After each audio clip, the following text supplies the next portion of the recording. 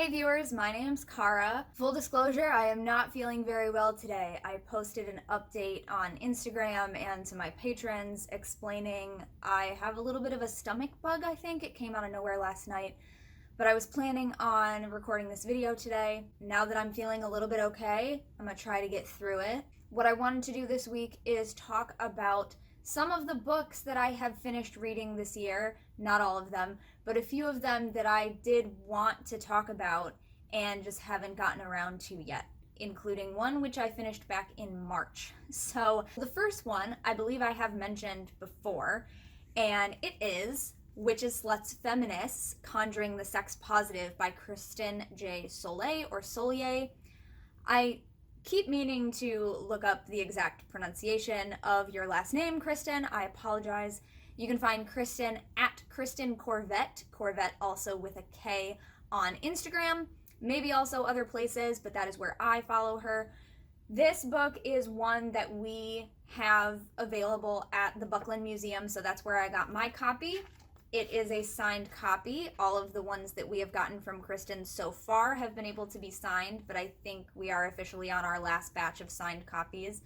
We sell a lot of this book at the museum bookstore, and for good reason. It's also just a really fun book to have around because seeing how people react to this title is amazing.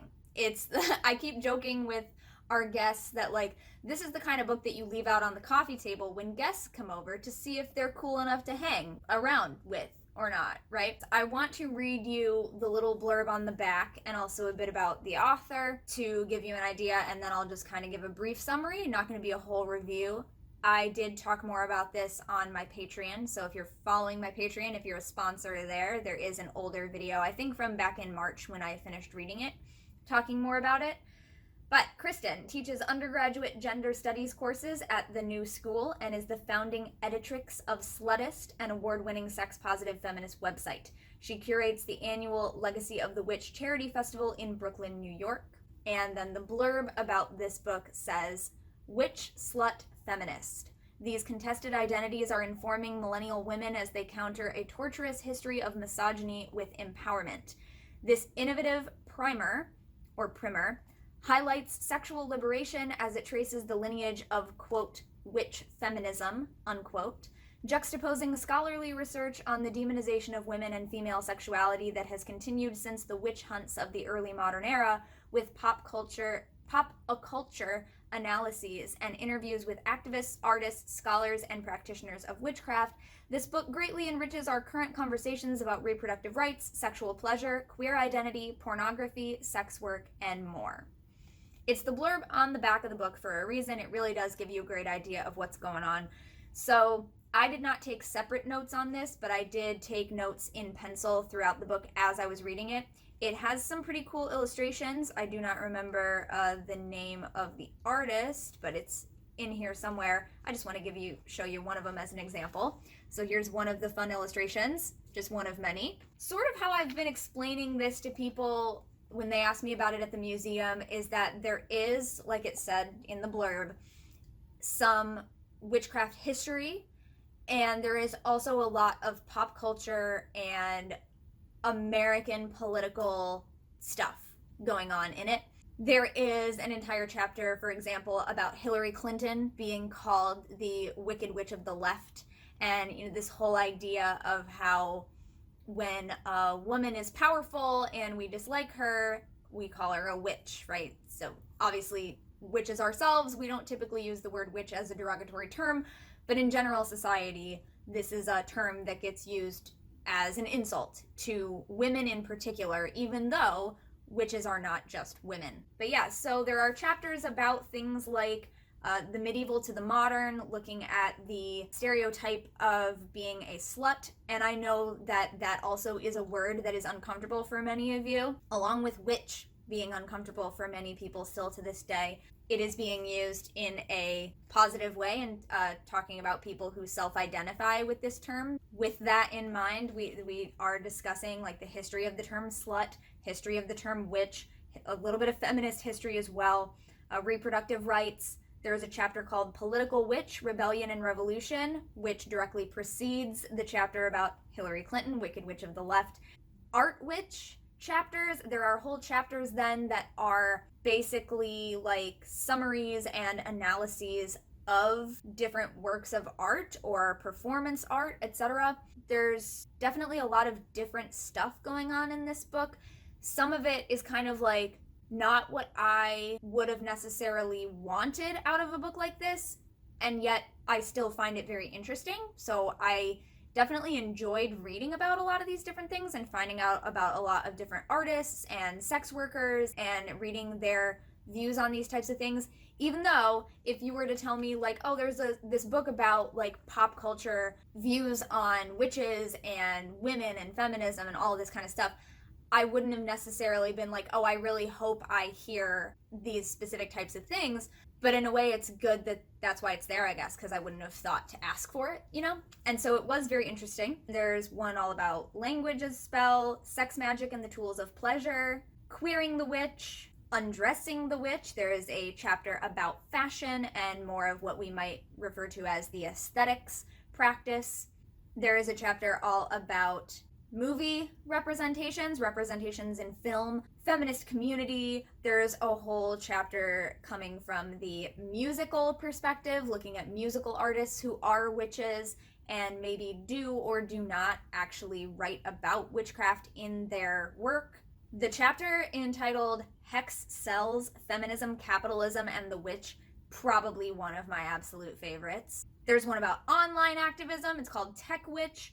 And then there's also stuff in the back that there is an interview, and there's also sort of a lot of mini interviews where Kristen asked a bunch of people to talk about like what a witch is to them, I think on like Twitter and on her Facebook or something like that. And so there's a section in the back that just lists a bunch of different people's response to what is a witch to them. And that's really interesting because, of course, some of these people's definition of what a witch means directly aligns with what it means to me to be a witch or to become a witch.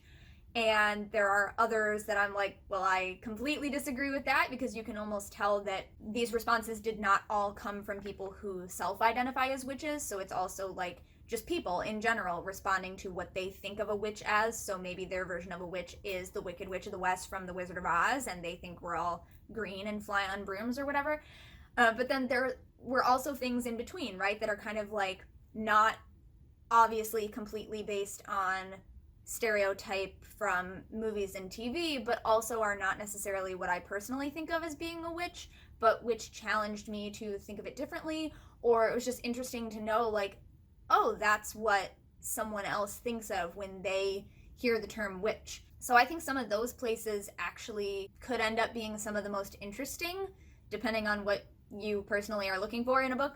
But Kristen involves a lot of other people's voices in this. So if you're somebody who really likes engaging with political questions and how witchcraft relates to that, and you know, the intersection of these three terms here, I think you're gonna enjoy this book. And again, there are parts that were more my favorite and parts that were less my favorite, but even the parts that I'm like, this isn't really what I was here for personally, I still enjoyed reading and learning and, you know, getting some names of some other people that maybe then I can go and look up and follow them online and learn more about what they do and, you know, why they got included in this book. You know, how does Kristen know their work? How does their work tie into all of these things? So yeah, I wouldn't say it was like, oh, this is exactly what I expected. I would say it is what I expected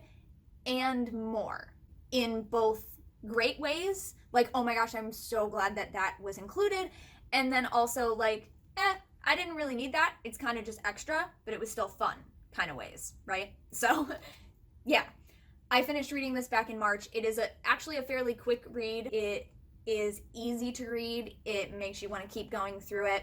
The chapters or sections are not numbered, so I did number them myself with pencil here in my table of contents because I like to keep track of where I am in a book that way. I have a separate little reading progress chart that I fill in the boxes as I complete each chapter. So I numbered the chapters myself. They don't actually have numbers. But yeah, that's that one. The next one I want to talk about, I also got from the Buckland Museum gift shop. The other one here is Good Juju by Najah Lightfoot. This one came out in 2019, I want to say. Yep, 2019. But this one is a printing from 2020. And we have an item in the Buckland Museum collection that was donated by Najah, and it is one of her staffs. And there's a little story with it where she talks about the last time that she used it and how she decided it needed to move on and come to the museum. So we keep this book in stock on our shelves as often as possible. Also a delightful person to follow on the Instagrams and also probably elsewhere, but again, I spend most of my social media time on Instagram, so that is where I am following these authors. You can find Najah at Najah Lightfoot there. And so again, I think I'll just read you the little blurb and the bit about the author, and then I'll give you a little bit of my personal experience reading the book, I guess. Blurb on the back says, spiritual rites, spell work, and folk practices to enhance your well-being and personal power. Learn to better express your spirituality and build up your magical practice with this book's powerful spells, rituals, and tools. Designed to help you navigate whatever ups and downs life throws your way, Good Juju is your perfect choice for learning to embrace nature, the old ways, and the magic all around you. Using simple practices that don't interfere with any religions, Good Juju helps you lay a foundation for daily ritual work. You'll also learn how to craft mojos, create and work with altars, tune into your intuition, and much more. Author Najah Lightfoot guides you in keeping your mind, body, and spirit strong as you discover your magical work and align with your higher power. And then about the author says Najah Lightfoot is an initiated member of La Source Ancienne Info, a private voodoo society in New Orleans, Louisiana, a sister priestess of the Divine Feminine, and an active member of the Denver pagan community. She keeps her magic strong through the practice of kung fu, the folk magic of hoodoo, pagan rituals, and her belief in the mysteries of the universe. Najah is also a regular contributing author to Llewellyn Annuals. She can be found on Twitter, Facebook, and Instagram. I hope I pronounced the name of that society correctly. I didn't really think about it before I started reading. So yeah, right here from the blurb, it gives you some basic information here. This book is written from a perspective of these magical practices being just that, magical practices. This is not teaching you a specific religious tradition or religious path, but focusing on those magical aspects that can really be used no matter what the religious aspect of your practice is. Also, there is terminology here, obviously, that seems pretty culturally specific. It's very specific to hoodoo, obviously, for example. And so this is something that was very interesting for me personally, so getting into my personal experience reading the book, because throughout my time on YouTube, talking about my types of practices and how I work and kind of the philosophy behind how I do magic specifically, again, not the more religious aspects of my practices, not the more spiritual aspects of my practices, but the magical practices. A lot of the time over the years, I've heard people say, oh, that sounds like hoodoo, but I have no formal training, education, or knowledge really about hoodoo. This is the first book that I have read from that perspective specifically. And so it was something that, like, I don't claim to be a practitioner of hoodoo, but lots of people have sort of recognized something in how I practice that reminds them of hoodoo. So this was interesting for me to get to know, how does this author describe what hoodoo is and how does it differ from the other practices that they are also a part of, maybe the more religious practices, and how is it similar or different to what I do? Because it's certainly not something that I consciously was doing, so kind of looking at what is the common ground here that made people recognize that. And so it's not like I was reading this book to learn how to practice hoodoo. It was more to find out, what does that even mean, especially to someone who does actively practice and teach it through things like writing books. The sort of definitions and examples of what hoodoo is are some of the most useful to me, and also, again, because I do work at the museum, sometimes we get questions about things like what actually is voodoo and what is voodoo as opposed to hoodoo. And now I've read this, so I know we have a great explanation right here in this book, which, as I said, we almost always have on our shelves except when we've sold out of it. And we have an item in the museum from this author. So it really enables me to tie in talking about Najah's staff with, oh hey, and she also wrote this book where that exact question gets answered, because I am not an expert in this realm of practice, and now I know that there are some really great, simple answers to some of the most common questions right here. And I can grab this off the shelf and flip to a page and answer that for people. Yeah, this to me was basically something that I was reading as kind of a look into another realm of practice that is not necessarily my own, and learning again, like, what is the common ground, what is similar and what is different, what separates this from other things, and also kind of dispelling some of the myths that maybe we've heard about it, and again, getting this author's definition and how they describe these things and what they consider to be this versus that. And although it doesn't say it in the author description bio type deal, throughout the book, Najah does also personally self-identify with the term witch too. So there are similarities here that I don't think necessarily mean that if we have some similarities to the practices in this book, that means we are practicing hoodoo. Some of this is also like, I'm a witch and she's a witch, so there's that sort of similarity, that type of practice, the fact that we do both identify as pagan, etc., and then we do have separate sort of practices that are also different, right? So this is not to say that if something in here is similar to you, that is the practice that you're doing. I think there are just like other reasons that there are similarities. And again, like magical practices, there are some magical practices that are used by many traditions and paths that are common amongst multiple, because these are practices that anyone can really use. But so, for example, this page was really useful to me. It's in a little subsection called What is Hoodoo? There's these little bullet points where she writes, Yoruban culture and people are responsible for the syncretism of religion that eventually became, bullet point 1, Santeria, Yoruba and Catholicism in Cuba. Bullet point 2, Vodou or Vodun, Yoruba and Catholicism in Haiti. Bullet point 3, Shango Obeah /Obeah, Yoruba and Catholicism in Trinidad. And 4, New Orleans Voodoo, Catholicism, Yoruban, and Haitian influences all together. The section immediately following that is titled, Is Hoodoo Voodoo? So she answers that question, and then hoodoo and religion, and then answering some other common questions. Is hoodoo a rock formation in the canyons of the southwestern United States? It is. That is another thing that term refers to. Is it an initiatory practice, or can anyone do it? Do I need to be a Christian in order to practice hoodoo? Which is maybe not a question that you would have expected to be in here, because I certainly didn't. I did not know enough about hoodoo to know that there is apparently also a stereotype about it being associated with Christianity. So, it's not, in some people's minds, it's not even a necessarily pagan practice. They're over here asking, hey Najah, can I practice hoodoo if I'm not a Christian? Rather than if I'm not a pagan or not a witch, right? So right away, like, very interesting things that I'm learning, and this is just in the first couple of chapters. A lot of focus on altar creation and working with altars, which again is definitely like a core practice that is similar among lots of us, but perhaps the way that altars are created or the way that altars are used or the extent to which they are used is a little bit different in these practices. There are rituals here, there are exercises, things to do, suggestions, recipes. In the chapter about mojos, there are like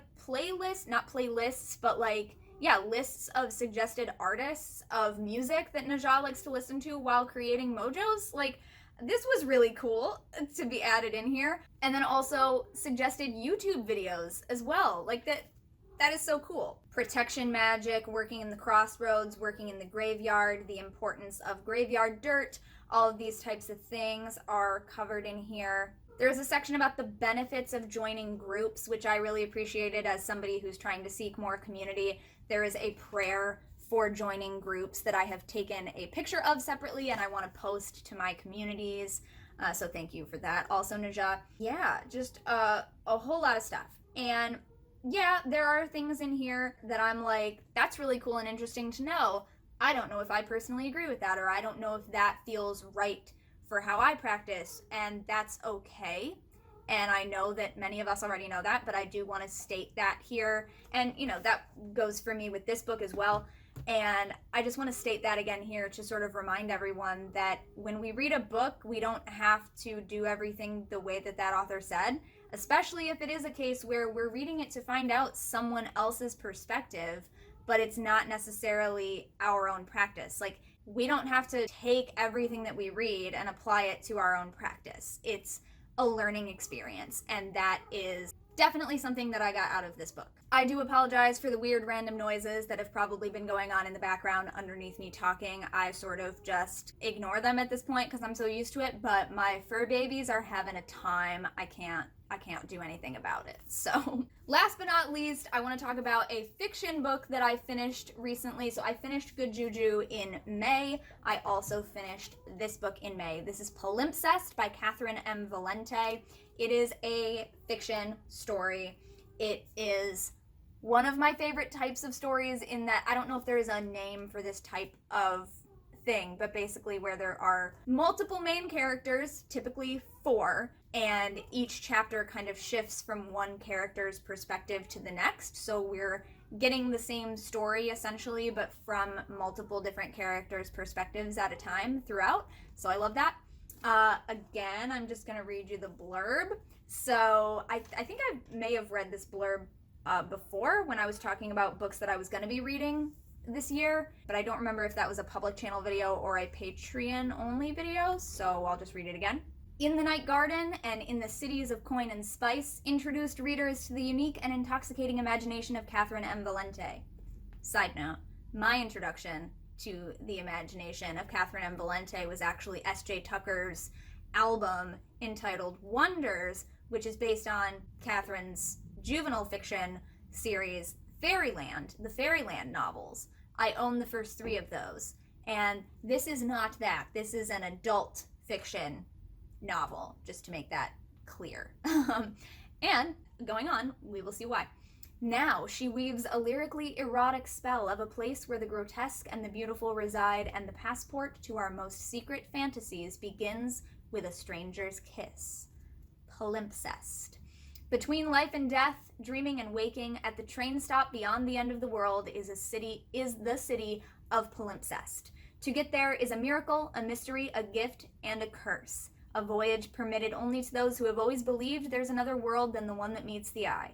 Those fated to make that passage are marked forever by a map of that wondrous city tattooed on their flesh after a single orgasmic night.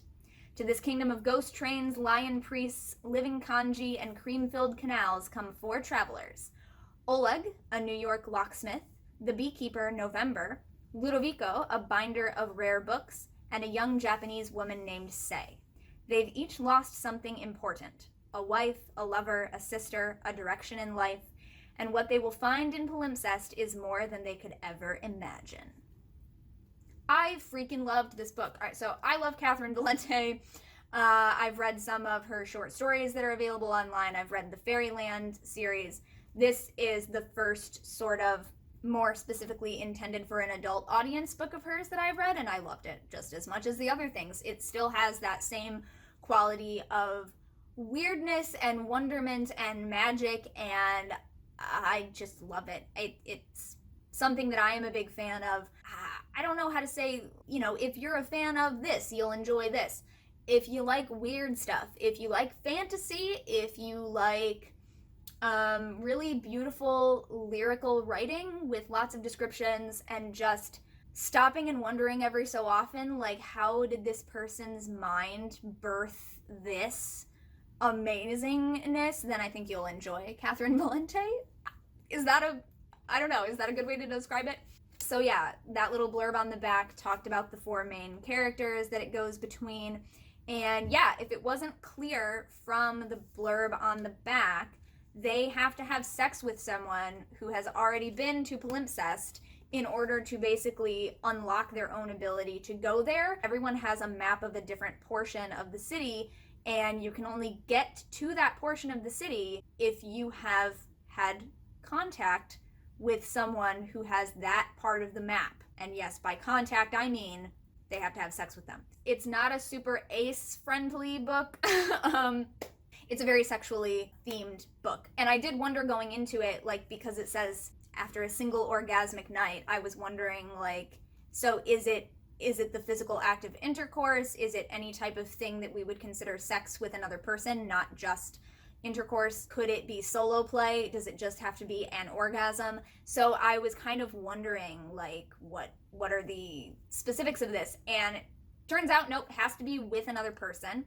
That's how the whole unlocking the part of the map thing works. So yeah, if sex scenes are a problem for you, if you don't like reading detailed sex scenes, I would say this book is not for you, because there are a lot of those. And if that is the case, Catherynne Valente also has other amazing, again, magical, wonderful, how even type of books that don't involve a lot of sex. There are also the Fairyland novels, which are more for a juvenile young adult sort of audience, and I love those. They're in the juvenile fiction section at the library where I used to live, where I initially read them, so that's why I keep saying juvenile fiction more than young adult fiction.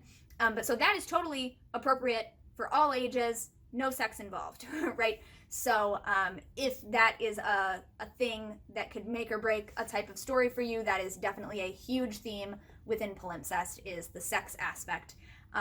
That's really the only thing that I think is necessary to sort of tell you as a reader, although the cover art definitely alludes to it and the blurb on the back alludes to it. But again, if it wasn't entirely clear, yes, that is what goes down. And I really enjoy it. Also, in addition to going back and forth between the different chapters, each chapter goes through like that person's regular life and what they're going through in their regular life at the moment, as well as what's going on with them in the city of Palimpsest. It's almost like separated into 8 sections that then repeat multiple times. So, because you've got them in like the world, like this world, and then you've got them in Palimpsest world, and there's a lot of really cool discussions with like the natives of Palimpsest about like, well, how do you know this isn't the real world and you're in some kind of other world, you know? Very cool, very cool. Sorry if that seems really weird to tack on at the end of a video about 2 nonfiction witchy magic related books, but these are 3 of the books that I have finished reading in the past few months and haven't gotten a chance to talk about yet, so I just wanted to talk about all of them all together. So, loved them all for different reasons, learned different things from all of them, including Palimpsest. I learned what the word palimpsest means and several other things besides. And so, yeah, these are the 3 books that I wanted to talk about that I have finished earlier this year. WSF I finished in March, and Good Juju and Palimpsest I started in April and finished in May. So let me know in the comments what you're reading, what you have finished recently, what you're excited to start next. I have a whole bunch of books that I'm really excited to get to next, but I am still also trying to get through some of the books that I started last year. Yeah, I'm really glad I was able to get this video recorded. I'm still feeling okay stomach-wise. Sitting up is a good thing. It mostly just hurts when I lay down, which is kind of annoying because I was kept up all night by the pain, so I couldn't sleep. So I'm running on very little sleep. But right now it seems perfectly fine. So I will hopefully be getting this video edited later today and posted right on time for you. But if it is up after Saturday this weekend, if I don't get it up until Sunday, this is why. I have not been feeling well today. Right now I feel okay. Hopefully I'll be able to finish that up. But yeah, I will let you go now. Thanks so much for watching and or listening. I will see you next time, and until then, don't forget to be awesome, blessed be, and goodbye. I've also been reading some novels as ebooks that I downloaded last year. I have finished 2 of those, and I'm starting the 3rd one, but I'll talk about those all another time, I think.